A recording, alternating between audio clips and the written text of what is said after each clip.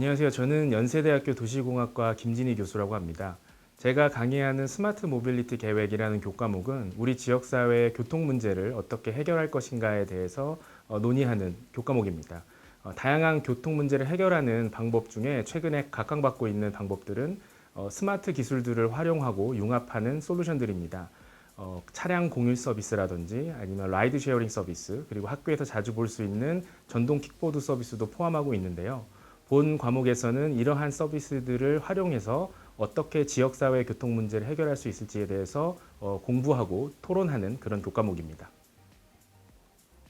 본 교과목 이름 뒤에 붙어 있는 계획이라는 단어를 오해하는 친구들이 좀 있는데요. 계획은 기술 개발과 다르게 기개발된 기술들을 잘 활용하고 또는 융합해서 우리가 당면한 문제들을 어떻게 잘 해결할 수 있을지에 대해서 고민하는 것을 의미합니다. 최신 기술의 트렌드를 이해하는 것도 중요하지만 기술이 사회에 미칠 악영향에 대해서도 좀 고민을 하고, 그리고 우리가 당면한 지역사회 문제를 이 기술이 해결할 수 있는지에 대해 좀 진지하게 고민할 수 있는 그런 인재로 성장하기를 바랍니다.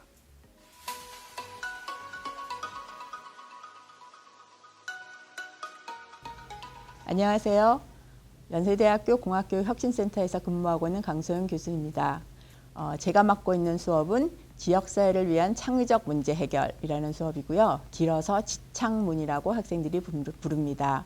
이 지창문 수업은 우리 공과대학 학생뿐만 아니라 우리 연세대학교에 있는 여러 전공의 학생들이 함께 모여서 우리 지역사회에 가지고 있는 문제들을 찾고 그 문제들을 해결할 수 있는 아이디어를 모색하고 자신의 전공의 그 어떤 능력들을 기반으로 해서 구체적인 프로토타입을 만들고, 그리고 현장의 분들과 소통을 통해서 그것들을 그들에게 발표하는 그런 형식의 수업으로 진행이 됩니다. 이 수업에서는 서대문 자연사박물관과 자연사박물관 개선 프로젝트를 진행하기도 했고, 서대문 구청과 그 구청에서의 여러 가지 지원 프로그램들에 대한 앱을 만드는 그런 프로젝트를 학생들이 진행하기도 했습니다. 또한 장애 학생들을 위한 학습기를 개발하기도 했고요. 그리고 그 소외 노인들을 위한 텐트 같은 것들을 만들기도 했습니다. 이런 과정을 통해서 학생들이 여러 특허를 출원하기도 했어요.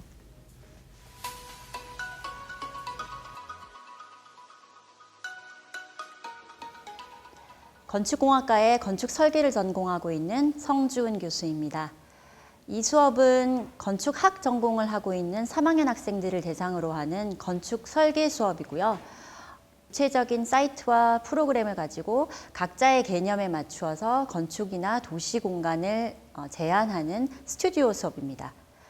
이번 학기 스튜디오에서는 홍제동 도시재생이라는 주제하에 홍제동의 공공공간을 살펴보고 학생들이 직접 프로그램과 공간을 새롭게 제안하여 도시를 활성화시키는 프로젝트를 진행하였습니다. 다른 스튜디오 수업과의 차이점은 정보를 수집하는 과정에서 인터넷을 통한 정보 수집에 그치지 않고 학생들이 직접 현장을 방문하여 지역 주민과 부딪히고 직접 행동한다는 뜻의 다이렉트 액션이라는 기법을 사용하도록 지도하였습니다. 이 수업을 통해서 현장에서 학생들이 몸소 부딪히며 배운 경험과 스튜디오에서 정보를 공유하며 토론을 하는 수업을 통하여 균형 잡힌 교육을 하고자 하였습니다.